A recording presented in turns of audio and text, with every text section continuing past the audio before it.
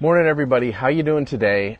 Again, coming to you from outside, enjoying some beautiful fresh air, and feeling a little refreshed. Now, on last episode with Mornings with Mark, we talked about burnout and balance, and that generated a lot of great conversation. And I want to tackle a similar topic today, and that's one that's a little sensitive as well because it deals with corporate culture, but I think it's really important. And that's remote work, or work flexibility at least. Now, I've seen all manner of this implemented in all sorts of organizations. There are some organizations that have strict work from home policies where you need to have an agreement and you can do, every other Friday or every other Monday. And those seem set up in a very certain way, and I'll come back to that in a second. There are other companies that rely on the individuals and they say, well, you just balance it yourself. And there are others that have a flat no work policy. And we've seen, very famous and very public examples of companies kind of going both ways. So we know that Yahoo and IBM both in recent years have called everybody back to the office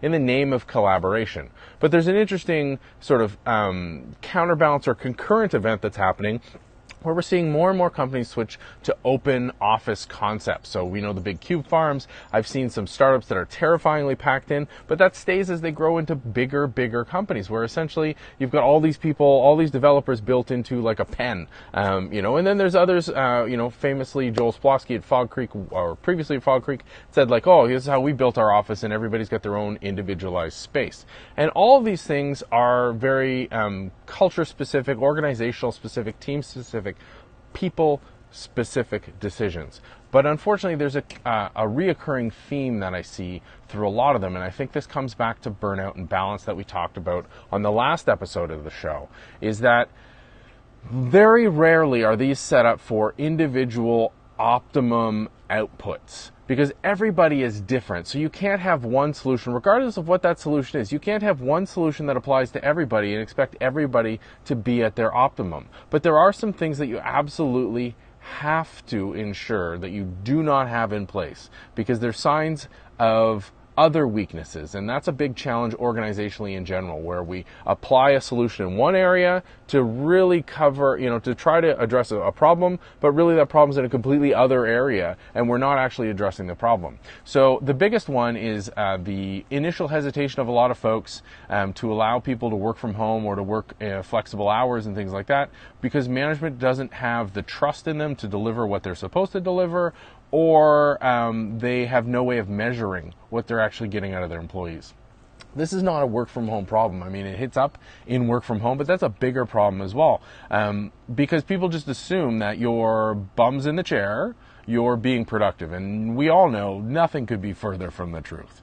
Especially if you're doing creative work, if you're writing something up, if you're analyzing risk, sitting at a desk pounding away doing a risk assessment is not the way to do it. Get a bunch of people in the room and do a whiteboard session and brainstorm. That's a fantastic way to generate the initial material. Then if you write, then to write that up and to pull that into a cohesive assessment, you probably need some alone time. And just throwing on monster headphones might not do it for you.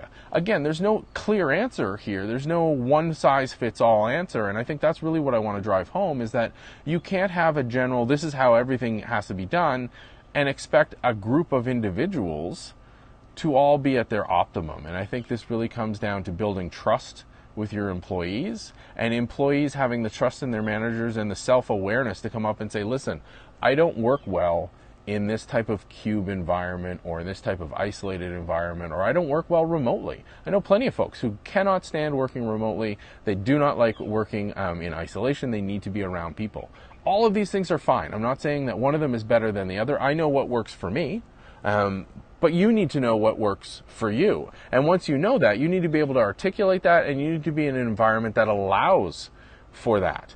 So for people who prefer remote work, that's very much me. I like to be isolated and alone, but there's times when I need to be with my team, collaborating with other teams, and on site you'll see me obviously popping around to a bunch of events and things like that, give me the social charge. But I know where those limits are, at least I know the rough edges. I'm still learning, as always, some of the specifics, but I'm able to articulate that and say, listen, if you want me to deliver this, you want me to deliver this project, here's the best way in which I can do that. But if you are unable as a team member to articulate that, that's a real problem, because now you're just going to fall under the generic, well, we need people here 9 to 5, Monday through Friday, and overtime on demand, but it needs to be in the office and you can't leave. Or we're a completely distributed company and no, we have no plans of bringing people back together. That may not work for everybody. You need to be able to find that. And I think that directly ties back to balance and burnout. In fact, there was a study released this week from a company in New Zealand that did a very quantitative approach to a very subjective sort of thing. And what they did was they measured before, during, and after a 2 or 3 month experiment of doing a 4-day work week for everybody. So they said, you know what, we're going to go down to 4 days, Monday through Thursday, and we'll see what happens. And everybody was happier. Work-life balance improved, the productivity maintained, if not increased. People reported that they were much more engaged with the work, but it took a lot of adjustment and a lot of collaboration, and that worked for that organization. That might not work for your organization, especially if you're running something like a security operations center. There are certain, you just need to have it staffed. So now you're talking shift work. But then again, you can start to customize the physical environment to help optimize the employees as well. Because we know a SOC is really just a team using a whole bunch of digital tools. That allows you for an insane amount of flexibility. And I think that's really one of the biggest frustrations for me, is that we in IT security, we as builders, we as developers, we work in stuff that's ephemeral, it's digital, it can be accessed anywhere we have a connection.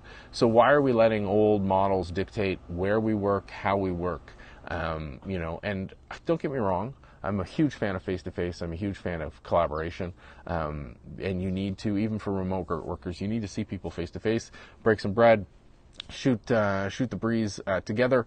That needs to be happening. But at the end of the day, you need to treat people as individuals, and you need to have a flexible enough work environment that allows people to work to their optimum. And it's incumbent on them to know what their optimum is and how they can get the most out of themselves.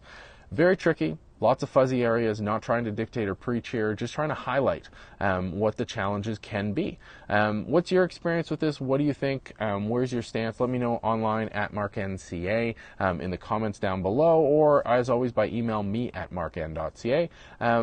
What's the balance for you? Do you have a specific arrangement you think is unique? Do you find stuff that isn't working? How do you deal with those bosses who say you're only productive if you have your bum in your chair? Let me know. I hope you're set up for a phenomenal Friday and an excellent weekend. I will talk to you next week. Take care.